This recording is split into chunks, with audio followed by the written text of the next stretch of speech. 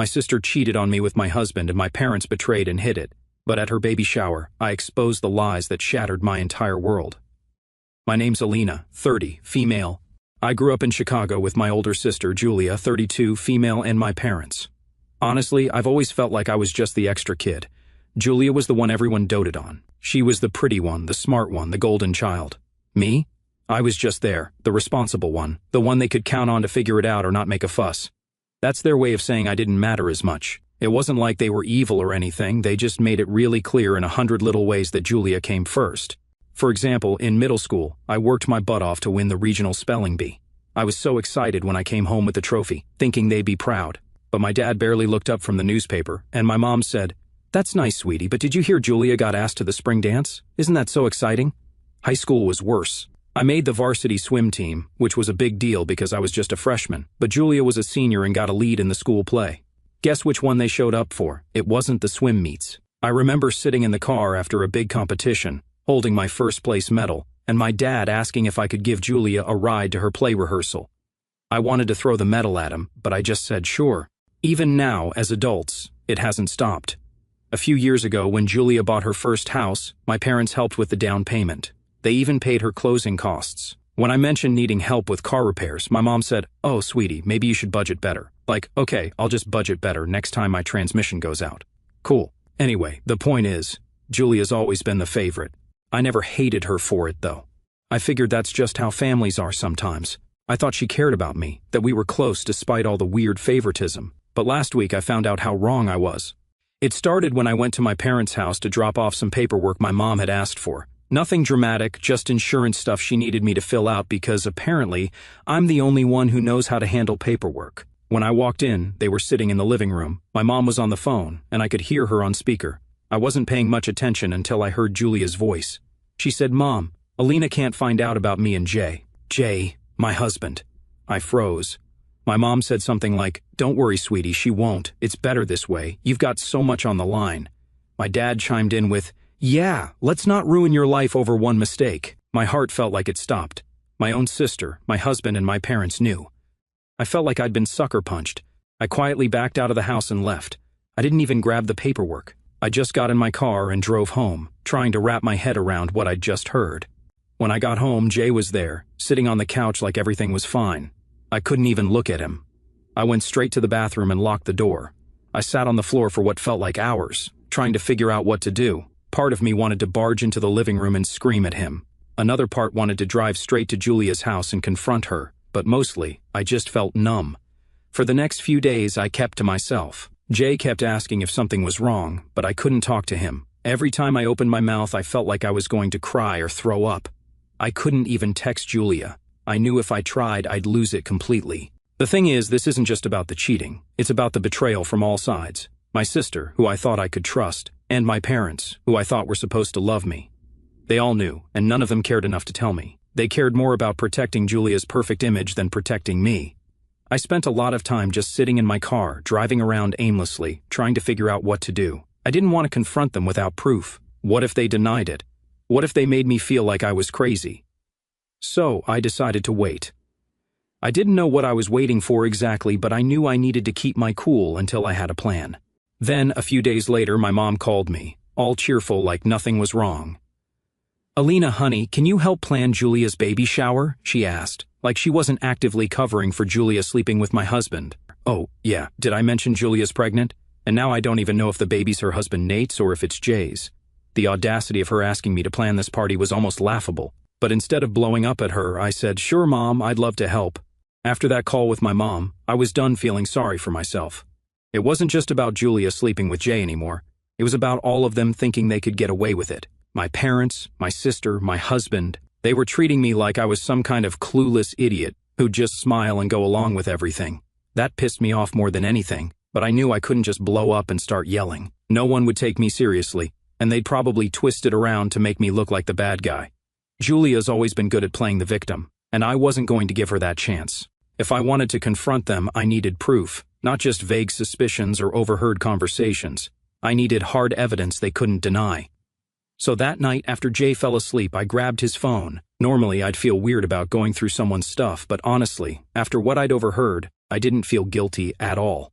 I didn't even know what I was looking for at first, but it didn't take long to find something. Jay wasn't exactly a mastermind when it came to hiding things. He had a folder on his phone labeled receipts. Real subtle, right? When I opened it, there they were, photos of him and Julia. Some were just selfies, but others, well, let's just say there was no mistaking what was going on. One picture was of the two of them at a hotel. Julia was in a bathrobe, and Jay was grinning like a damn fool. I didn't cry. I thought I would, but I didn't. I just stared at the pictures, saving them to my own phone, one by one. My hands were shaking, but it wasn't from sadness. It was from pure anger. How could they be so careless, so confident that I'd never find out? After the photos, I went through his messages. There was a long thread between him and Julia, full of inside jokes, I miss you texts, and plans to meet up. One text stood out to me. Julia had sent him a picture of a baby onesie with the caption, "Do you think Nate will like this?" That hit me like a ton of bricks. They weren't just having an affair. They were laughing about it, mocking Nate, lying to him, and playing happy families while this whole mess unfolded.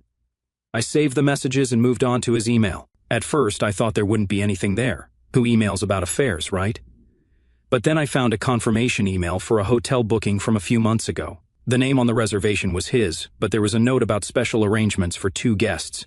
The date lined up perfectly with one of the texts Julia had sent him about getting away for a weekend. I took screenshots of everything, every picture, every message, every email. I even forwarded some of the emails to myself, just in case Jay ever tried to delete them. I wasn't going to let them wiggle out of this. Over the next few nights, I kept digging. I went through Jay's laptop, his social media accounts, and even his old backups. At one point, I found a folder of old photos that he probably forgot even existed. There was one picture of him and Julia from a family barbecue a couple of years ago.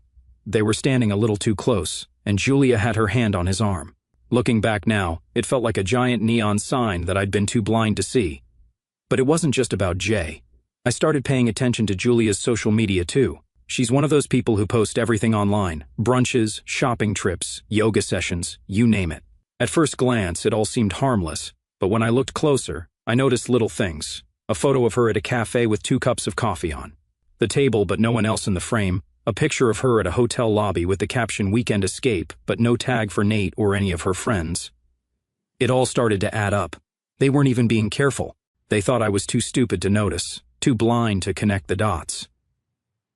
That was their biggest mistake. By the end of the week, I had more evidence than I knew what to do with. Photos, messages, emails, social media posts. It was like a giant puzzle that painted a picture of their betrayal. But I wasn't done yet. I decided to check Julia's husband Nate's social media too. I didn't know what I was expecting to find, but I figured it couldn't hurt. Nate didn't post much, but his recent photos showed a man who looked tired, like something was eating away at him. In one post he'd written, "Life's full of surprises, not all of them good." At the time, I hadn't thought much of it, but now I wondered if he knew something was up. I considered reaching out to Nate, but I wasn't sure if that was the right move. What if he didn't believe me? What if he was in on it somehow? The last thing I wanted was to give Julia a heads up before I had my plan fully in place. The final piece of the puzzle came when I stumbled onto a shared family folder my parents kept online.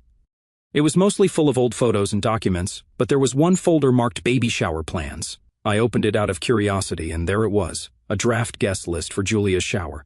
My name was listed as the event coordinator. I almost laughed. They wanted me to coordinate the shower for the woman who was sleeping with my husband. The sheer audacity of it was unreal. But that's when it hit me. The shower wasn't just a party, it was the perfect stage. Everyone would be there. Julia, Jay, my parents, Nate, their friends, and family. I closed the folder and sat back, my mind racing. The baby shower wasn't going to be a celebration. It was going to be a reckoning. Everything then started falling into place. I mean, how could I resist? My mom was practically handing me the opportunity on a silver platter, acting like nothing was wrong. The plan wasn't just about exposing Julia and Jay. It was about making everyone see what they'd done. The lies, the betrayal, the absolute sham of their perfect lives. And I wasn't going to hold back. The first step was making sure everything looked normal. I agreed to take charge of the shower, like the good little sister they all expected me to be. My mom was thrilled, texting me nonstop with ideas for decorations, themes, and catering. She even sent me links to Pinterest boards, which honestly was hilarious considering the chaos I was about to unleash. I acted like the perfect team player, messaging Julia and asking her what color she wanted for the decorations. She replied with pink and gold for something classy, like she had a clue what class even meant. I didn't let on for a second that I knew about her and Jay. I kept my replies short and sweet, pretending I was too busy to chat much. If she suspected anything, she didn't show it. Once the basics were handled, I started working on the real plan. I had all the evidence saved on my phone, but I needed a way to present it that would leave no room for doubt. At first, I thought about just printing everything out and handing it to people, but that felt too small. I wanted this to be big, undeniable, and impossible for them to ignore. That's when I remembered the projector at the event venue. The shower was being held at this fancy community hall my parents had rented. It came with all the bells and whistles, including a giant screen and a projector system. Perfect. I spent hours putting together a PowerPoint presentation. It was the most effort I'd ever put into something for Julia, and it wasn't even for her benefit. The first few slides were harmless, generic congratulatory messages and cute baby-themed graphics. But then it shifted. The next slides featured screenshots of Julia and Jay's texts, complete with timestamps. Then came the photos. I chose the most damning ones. I ended the presentation with a short video clip of them in a hotel room. It wasn't explicit or anything, but it didn't need to be. Julia's giggling, "Nate will never find out," was enough. When the presentation was done, I saved it to a USB drive and triple-checked it to make sure it worked. I also backed it up on my phone and emailed it to myself, just in case. I wasn't taking any chances. With the evidence ready, I turned my attention back to the party. I needed to make sure everything looked perfect so no one suspected a thing. I ordered fancy decorations, set up a catering menu, and even designed personalized party favors with Julia's name on them. My mom kept gushing about how proud she was of me for coming together for my sister. Every time she said something like that, I had to bite my tongue to keep from laughing. The week leading up to the shower was surreal. Jay was acting like nothing was wrong, probably assuming I hadn't noticed anything. Julia was her usual bubbly self, texting me every day with questions about the party. My parents were full of their usual over-the-top excitement, constantly talking about how wonderful it was that Julia was going to be a mom. I played along, smiling and nodding, even though every word they said felt like a slap in the face, but I didn't let it show. If they thought I was oblivious, all the better. The morning of the shower, I arrived at the venue early to set up. Guests started arriving, including Julia and Nate. She looked radiant, like someone who thought she had the world wrapped around her finger. Nate looked tired, but he was trying to keep up appearances. Then there was Jay. He showed up late, of course, and gave me this sheepish smile, like he was expecting me to be mad about him not helping. I just waved him off, pretending like I didn't care. If he only knew.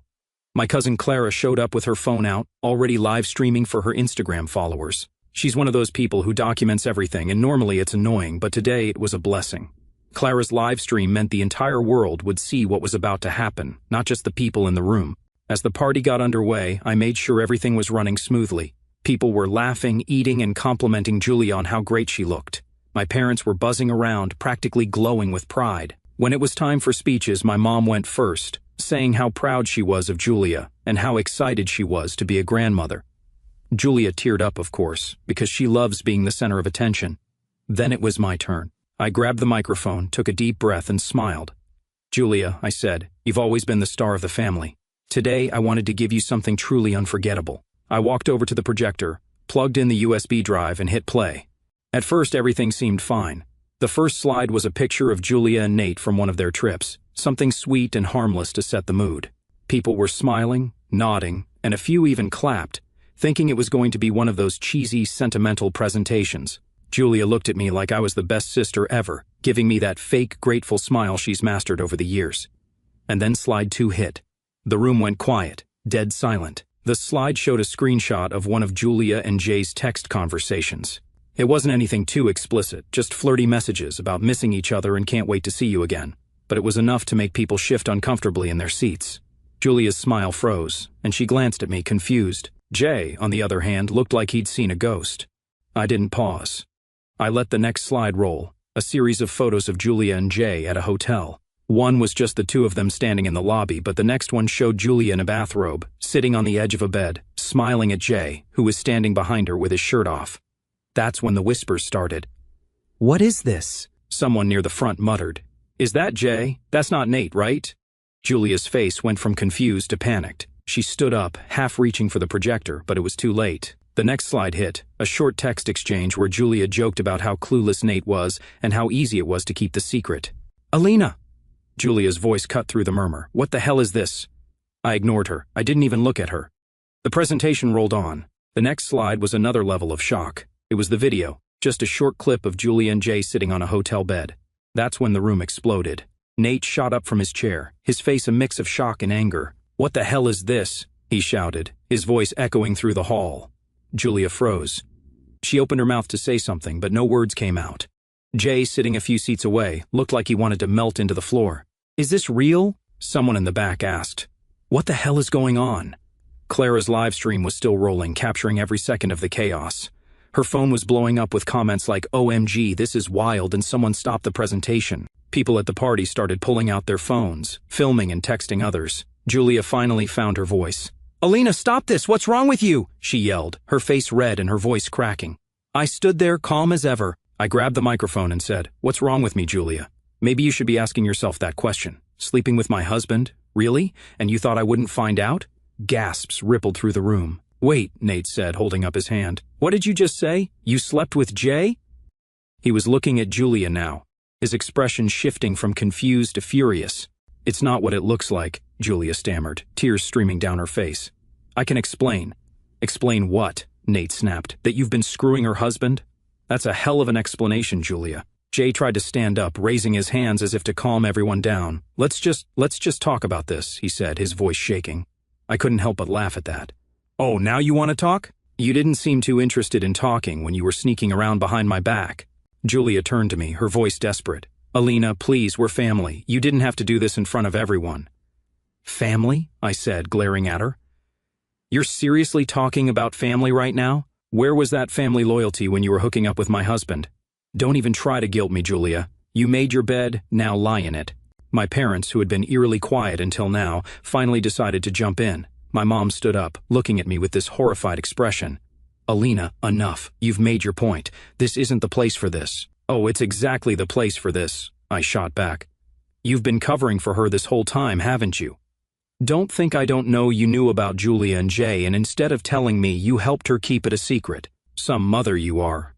My dad tried to step in, but Nate cut him off. "You knew," he said, pointing at my parents. "You knew Julia was cheating on me, and you didn't say anything?" "It's not like that," my mom said, looking flustered. "We were trying to protect." "Protect who?" I interrupted. "Julia?" Because it sure as hell wasn't me. The room was chaos now. Guests were whispering, phones were buzzing, and my parents were trying to calm Nate down while Julia just stood there, crying. Jay, meanwhile, had quietly slipped toward the back of the room, clearly trying to escape. "Where do you think you're going?" I called out to him. Everyone turned to look as Jay froze halfway to the door. "Alina, he started, but I didn't let him finish. "You don't get to walk away from this," I said. "You don't get to pretend like you didn't blow up our marriage. You and Julia deserve each other. I'm done with both of you." With that, I handed the microphone to one of the stunned party organizers and walked out. I didn't look back, but I could hear the chaos continuing behind me. As I got to my car, Clara caught up with me, her phone still in her hand. "Holy crap, Alina," she said, out of breath. I don't even know what to say. People online are freaking out. The live stream is going viral." "Good," I said, slamming my car door shut. "Let the whole world know what they did." And with that, I drove away, leaving the mess behind me. I spent the next few days ignoring my phone. My mom and dad kept calling, but I didn't bother answering. Jay tried texting me too. Pathetic stuff like, "Can we talk and you're being unreasonable?" Yeah, I'm the unreasonable one. Sure, buddy. I didn't even bother blocking him because, honestly, his desperation made me laugh. Then, out of nowhere, I got a message from Mia, one of Julia's closest friends. Mia and I were never super close, but we'd hung out a few times at family events because Julia insisted on dragging her everywhere. She sent me a text that said, "Hey, can we talk? It's about Julia." I saw what happened at the shower. At first, I wasn't sure if I wanted to deal with more drama, but eventually I texted back, "What's up?" Within minutes, she called me, and her voice was shaky. "I don't even know how to say this," Mia started, "but after the shower, I can't stop thinking about some stuff. I think Julia might have been messing around with my husband, Dan, too." I didn't know Dan very well. He was one of those guys who always looked a little too slick, always dressed a little too perfectly, and always had a smirk that made me side-eye him. But the idea of Julia hooking up with her best friend's husband? At this point, it didn't even surprise me. "What makes you think that?" I asked, trying to sound calm, even though I was already convinced Julia was guilty. Mia hesitated. "There have been a lot of little things. Like, Dan started acting weird around Julia a few months ago. He'd get really defensive if I asked about her. And one time, I caught him smiling at his phone while texting her. When I asked who it was, he said it was work stuff, but then I saw the contact name and it just said Jay. I didn't think much of it at the time, but after seeing your presentation at the shower, her voice trailed off. Mia, you need to check his phone, I said firmly. If Julia was hooking up with Jay, there's no way she wouldn't go after someone else's husband too. She's trash. I hate to say it, but you probably already know the truth. Okay, Mia said. I'll do it tonight. The next morning, I woke up to about 20 missed calls and texts from Mia.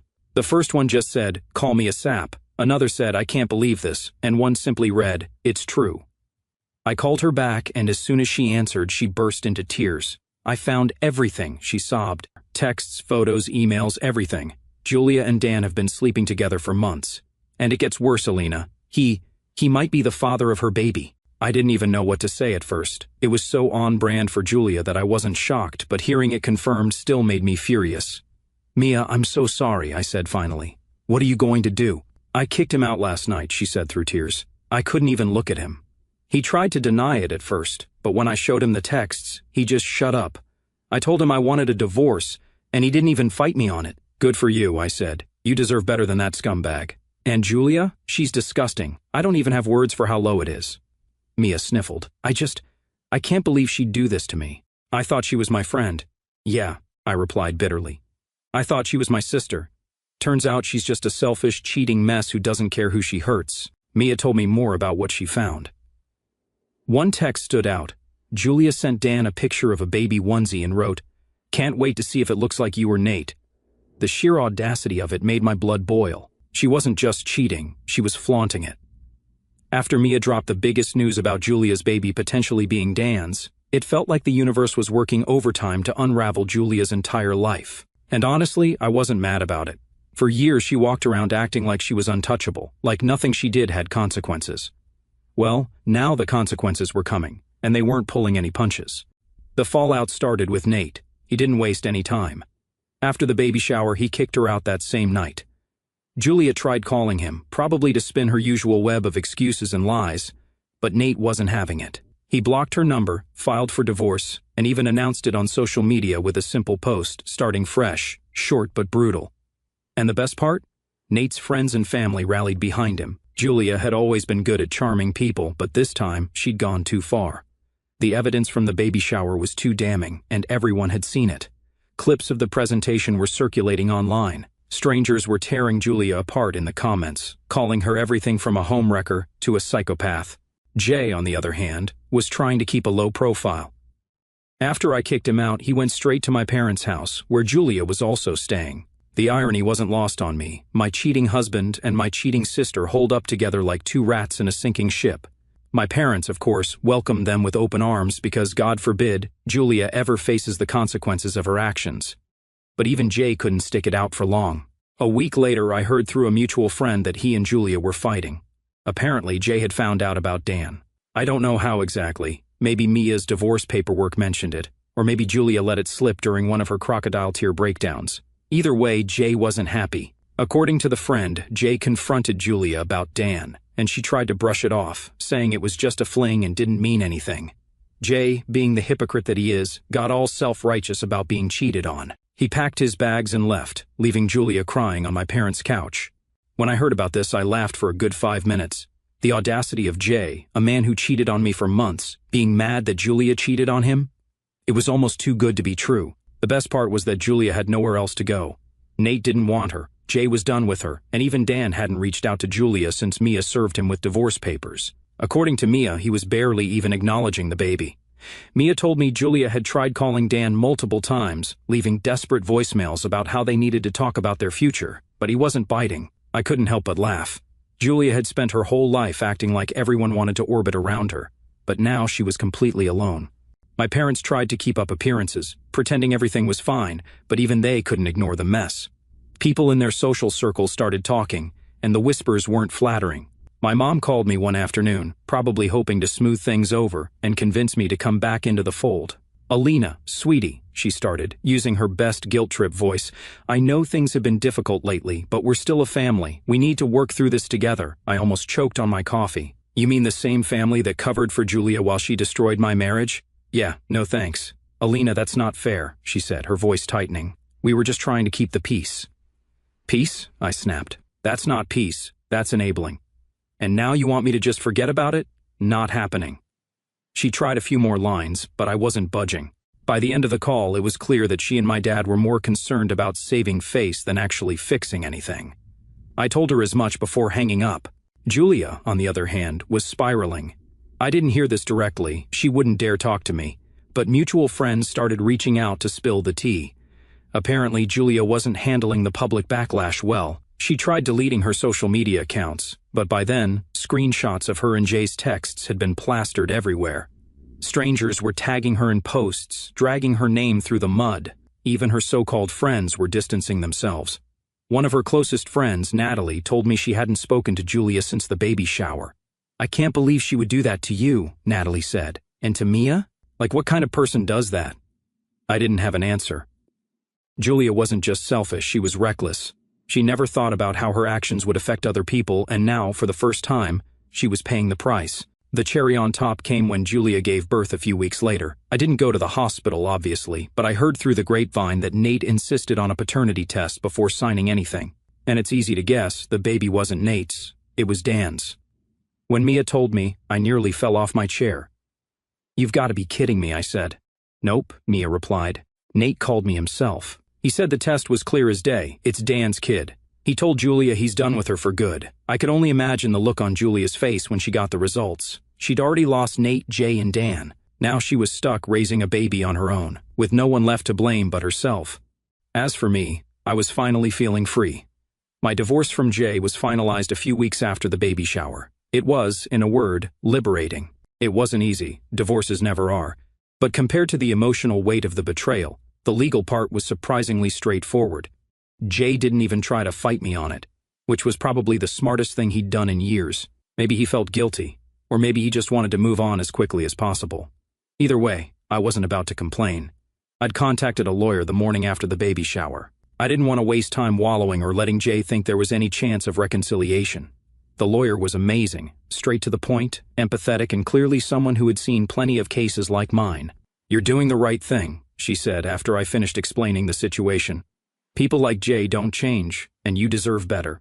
We went through all the necessary steps, and thankfully, there wasn't much to fight over. Jay and I didn't have kids, which made things simpler, and we'd only bought the house together a few years ago. It wasn't fully paid off, so we agreed to sell it and split the proceeds. He tried to bring up some small stuff like the furniture or the TV, but I didn't care. He could take whatever he wanted as long as he was out of my life. The hardest part wasn't the legal process, it was the emotional toll. Signing those papers felt like both an ending and a beginning. On one hand, it was heartbreaking to see my marriage, something I thought would last forever, reduced to a pile of documents and signatures. On the other hand, it was the final step in reclaiming my life. For too long, I'd let Jay's lies and Julia's manipulation define my reality. This was my chance to start over. The day the divorce was finalized, I threw out everything that reminded me of Jay, old photos, his clothes, even the stupid mug he always used for coffee. It all went in the trash. It wasn't about being petty, okay, maybe a little. It was about cleansing my space of the negativity he brought into my life. I didn't want any reminders of the man who betrayed me, the man who chose my sister over me. What surprised me the most was how quickly I felt a sense of relief. For the first time in months, maybe even years, I didn't feel like I was carrying the weight of Jay's lies on my shoulders. My apartment was small and modest, but it was mine, and it felt more like home than the house I'd shared with him ever did. Jay tried reaching out a couple of times after the divorce was finalized. His texts were pathetic, full of half-hearted apologies and vague promises about being a better person. I ignored every single one. He had his chance to be a better person, and he blew it. There was no going back. My parents kept trying to reach out, but I ignored their calls. I didn't need their half-baked apologies or their excuses. Julia could be their problem now. In the end, everything Julia had built, the fake perfect life, the lies, the manipulation, came crashing down. And honestly, it was satisfying to watch. RLD.